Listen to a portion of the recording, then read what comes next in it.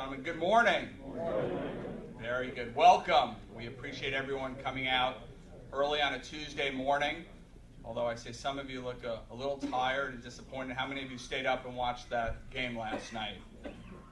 I see a lot of hands, head shaking. How many of you were rooting for the underdog? How many of you are disappointed that Duke won?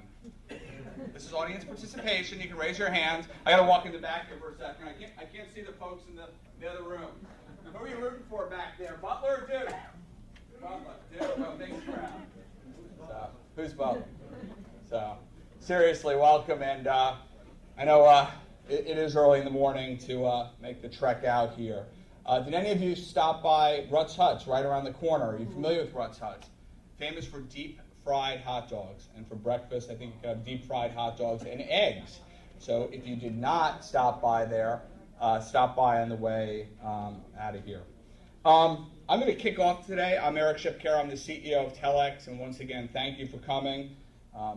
Our agenda, as you can see, I'm going to just do a brief introduction.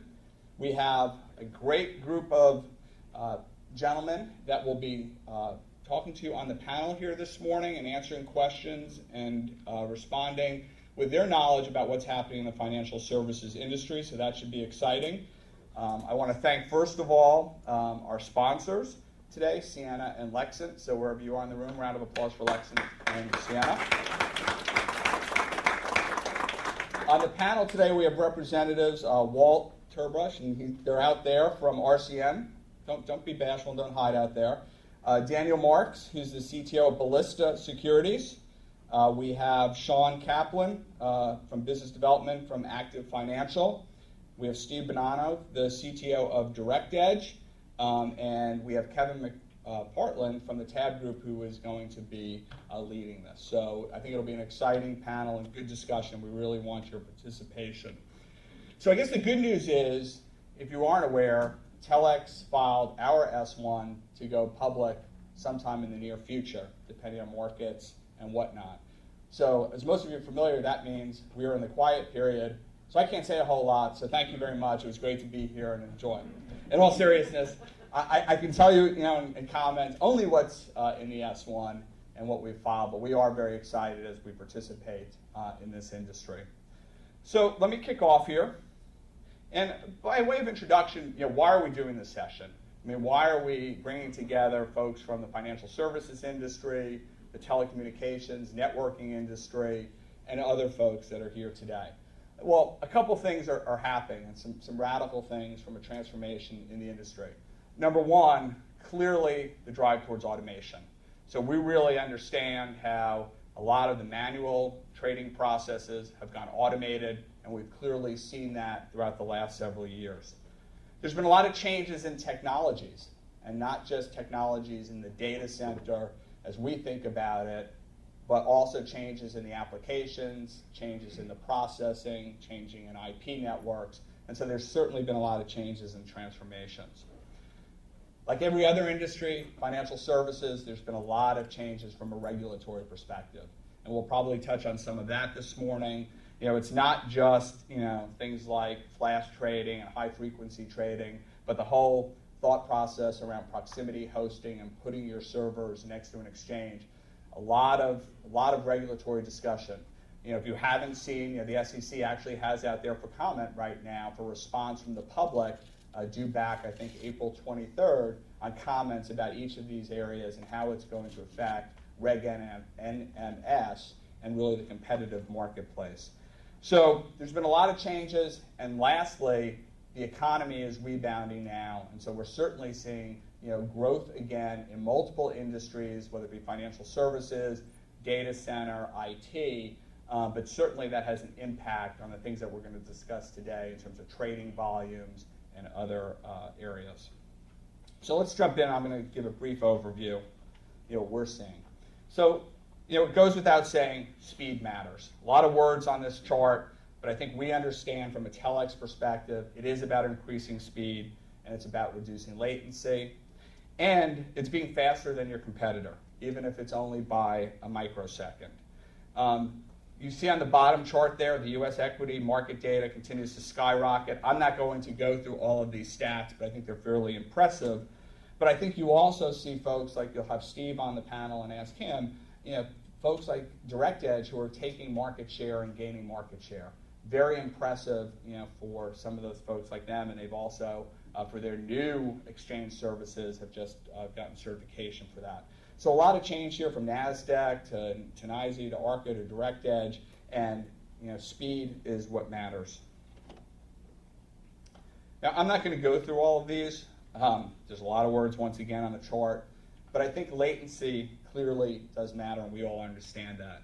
I used to run the application business at AT&T, and people used to think that trading had the same latency requirements as email or as video or as an SAP environment or a client-server environment versus a mainframe environment.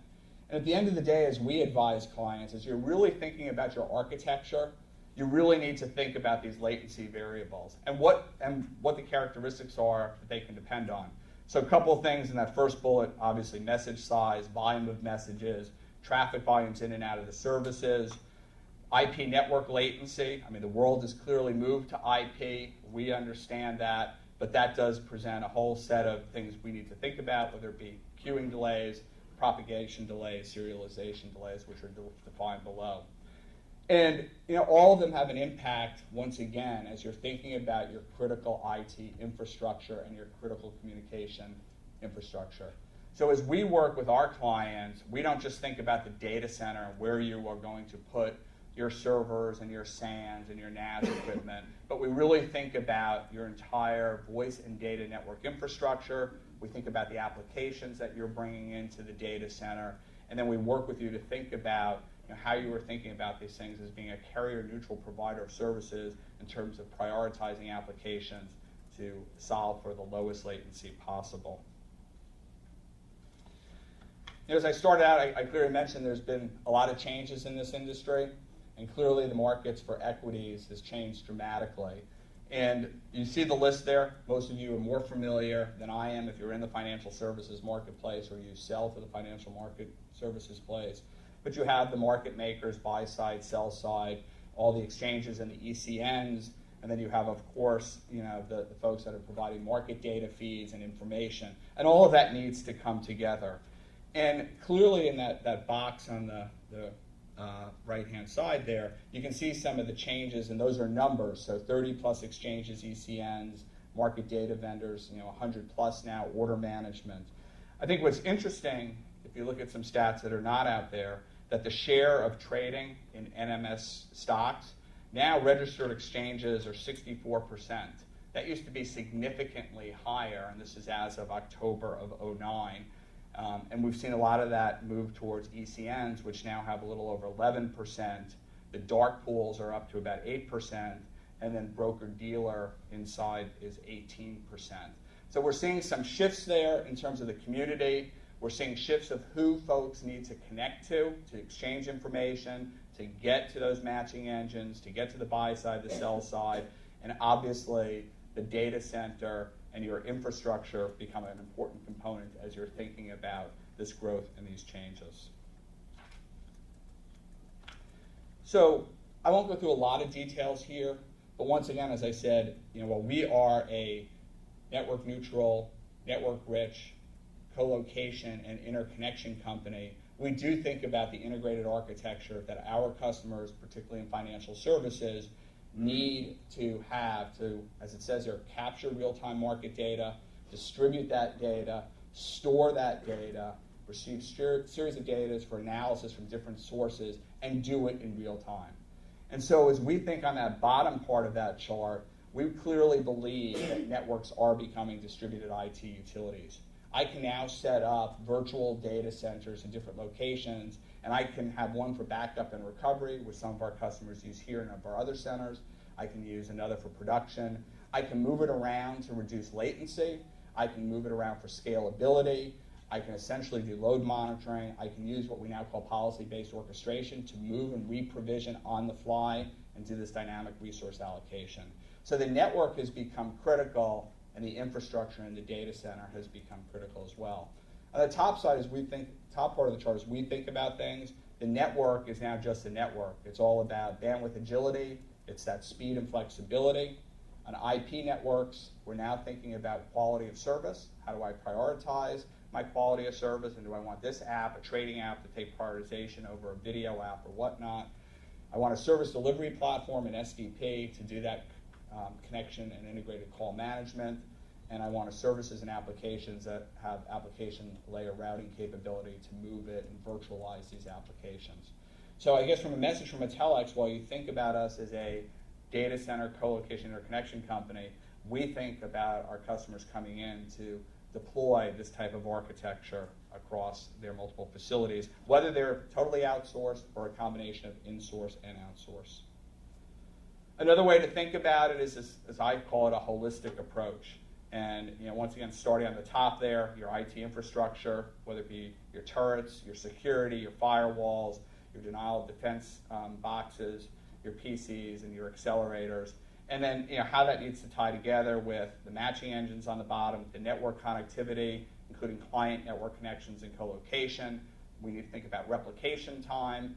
Here, for example, we think about from here to New York, and if it's a synchronous replication, does it have to be sub 40 miles, 50 miles? You really need to think about in terms of that application.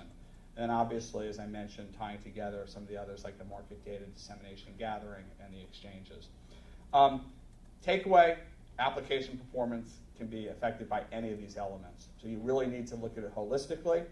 And once again, some more stats in terms of, if you just look in the growth from 2006, fixed messages 4 billion up to 130 billion in 2010 was the latest projection. So a lot of change, a lot of growth, and we'll have some exciting conversation around this. Finally, as we think about that holistic environment, we do think about how you have to integrate all the components. So clearly and selfishly, from a Telx perspective, I showed a carrier hotel, which would be Telx, hopefully, for trading partners and others. But also we need to think about the business world and folks that work for our customers that need to access these data centers for information. It's the traders, it's the marketing folks, it's the accounting folks, and how you have both a unified communications and an integrated architecture approach. So a couple of minutes just about Telx, because I'm not going to do an introduction on the panel, but I did want to give you a little view about what we're doing in the financial area. So this is our Telx Financial Business Exchange. We do have our technical teams here today, our engineering teams and sales teams that can walk you through and talk you through it. But clearly, as we recognize that through a single interconnection, as we are the cross-connect leaders, that you can be one connection away from not only carriers and service providers and cable companies and other extranet providers, but you can be a single cross-connect away from your customer, whether your customer is an exchange, whether it's a buy-side, sell-side, whether it's an information provider. And you can do it quickly in less than 24 to 48 hours, and you can do it less expensively. We also recognize, as we show in this chart here, these are some of the Telx facilities and who you can access within a Telx facility, whether it be the CME in Chicago 350 Cermak, or whether it be any of the exchanges or companies or customers that are in 60 Hudson, 111 8th, or Clifton. But on that bottom chart, I know it is hard to see, is we really understand from your architecture, and I actually had it blown up here to give some examples, is really understanding if you have footprint elsewhere, what some of those latency issues or round-trip delays may be to those facilities. So take, for example, Cermak to Delawana. We think about that long-haul perspective as well, and it's tough to see, but we can provide you third-party connectivity, sub 19 milliseconds or sub 20 milliseconds to this facility to Chicago. And we work with our carrier customers and partners to provide that.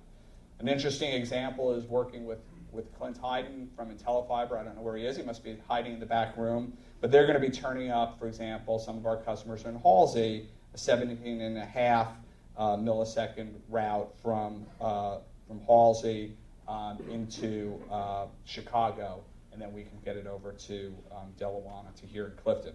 So we think about that third-party connectivity. We think about the round-trip delays. We think about the microseconds it takes, not just within a region, but also from a long-haul perspective. The last thing I would say on that bottom chart, once again, if you want more detail on this, it might be in your packages there as a handout, is we went ahead and we connected our facilities in the New York metro area. So you can see 111 8th, 60 Hudson, Clifton, New Jersey, and Weehawken, all connected by a dark fiber ring, which we lit, and giving you access to all of the customers in each of these facilities at very low round-trip delays. And so that's our objective, to meet the requirements from our customers' applications in this kind of Telx Financial Business Exchange. An example of what it looks like and who would be connected in this exchange, you can see, in a typical data center is proximity hosting, obviously putting the racks and cages close to who you want to connect to, the microsecond access to the participants in the financial business exchange, a secure environment from a data center perspective, and once again, leveraging the interconnection center, which you will see if you go on a tour today of how we manage the overall physical interconnections at a layer 1, as well as if you want to do metro cross connects or layer 2 or layer 3 type peering applications. So a lot of things you'll see and a lot of things we'll talk about. Finally, the benefits, and I won't go through each of these. There's a lot of words on this chart and a lot of examples, but you can see some of the customer examples from starting with the ISE Direct Edge, who are here. Once again, trading engines on servers located in the data centers with dense power, reliability, and connectivity. You can see the FBX solution.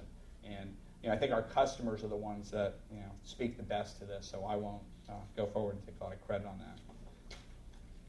And then finally, these are some of the quotes from the customers in terms of why they deployed within Telx, what they're finding from the benefit of not only our FBX, but our secure data center environments, as well as what we're providing from a network-rich interconnection environment. So I think it's going to be a great morning. I'm excited to hear your questions, what's on your mind. I know the panel is as well. So with that, I said I'd be short and sweet. I'm going to turn it over to Kevin and invite the panel to come on in. So thank you.